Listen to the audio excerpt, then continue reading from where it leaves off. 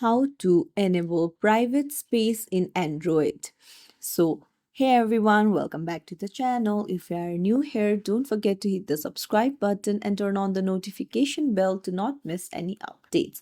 So, do you want to hide some of your apps and folders and create a private space in your Android device? Then you're in the right place. First things first, you'll need to go to the three dots on the top right, and then you can see hidden apps. Tap on it and then tap on hide apps. Now just select the apps that you want to hide. Just select it and hit done, and tap on hide apps and hit done.